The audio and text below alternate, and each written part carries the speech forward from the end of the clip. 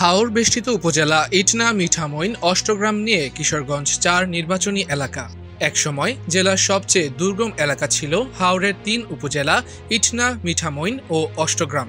কিন্তু সময়ের ব্যবধানে পাল্টেছে হাওরের যোগাযোগ ব্যবস্থাও। হাওরবাসীর দীর্ঘদিনের স্বপ্ন ছিল ফসলের মাঠের মাঝখান দিয়ে উঁচু পাকা সড়কে তারা যানবাহন নিয়ে ছুটবেন দেশের বিভিন্ন স্থানে। হাওরের এ স্বপ্ন আজ হাতের মুঠোয়। ৩ উপজেলাকে সংযুক্ত করে তৈরি করা হয়েছে সারা বছর চলাচল উপযোগী পাকা সড়ক।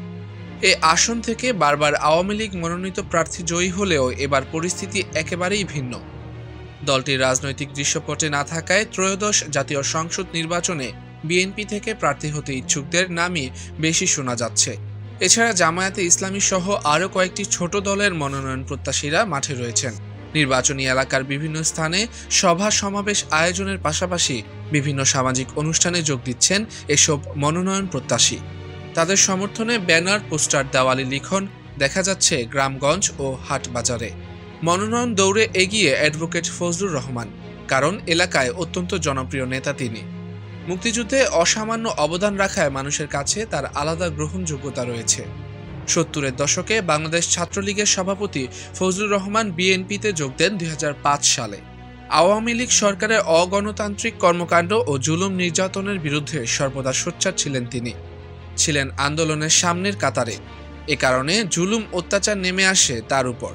শেখ হাসিনা সরকারের পতনের পর এলাকায় পুরোদমে রাজনৈতিক কর্মকাণ্ড শুরু করেছেন ফজলুর রহমান। মতবিনিময় সভা করছেন বিভিন্ন শ্রেণী পেশা মানুষের সঙ্গে, দলের বিভিন্ন ইউনিট পুনর্গঠনে কাজ করছেন। মুক্তিযুদ্ধের পেট থেকে বাংলাদেশ হয়েছে, এখন বাংলাদেশকে অস্বীকার করলে তো মাকে অস্বীকার করা হয়। মাকে যে ছেলে অস্বীকার করে, আমার ছেলে ব্যারিস্টার, তার মাকে যদি অস্বীকার করে সে কি ভালো ছেলে? মুক্তিযুদ্ধকে যারা অস্বীকার করে তারা কি খুব ভালো মানুষ? হ্যাঁ, এই কথাটাই আমি কইছি। মুক্তিযুদ্ধ মাইনা আপনি ভোট চান, মানুষ যদি আপনাকে ভোট দেয় ইসলামের কথা শুনে আপনি দেশ চালান, আপনাকে আমি সেলিউট দিব। কিন্তু মুক্তিযুদ্ধ মানবেন না আপনি, আমি আপনাকে রাজাকার কমুই, আমি কমই। এই আসন থেকে ১৯৭৩ সালের নির্বাচনে আওয়ামী লীগ প্রার্থী আব্দুল হামিদ, ১৯৭৯ সালের বিএনপির ফরহাদ আহমেদ কাঞ্চন, ১৯৮৬ সালে আওয়ামী লীগের আব্দুল হামিদ, ১৯৮৮ সালে জাতীয় পার্টির আব্দুল লতিফ ভূঁইয়া, ১৯৯১, ১৯৯৬, ২০০১ ও ২০০৮ সালে আওয়ামী লীগের আব্দুল হামিদ এবং ২০১৪, ২০১৮ ও ২০২৪ সালের বিতর্কিত নির্বাচনে আওয়ামী লীগ দলীয় প্রার্থী রেজওয়ান আহমদ তৌফিক সংসদ সদস্য নির্বাচিত হন।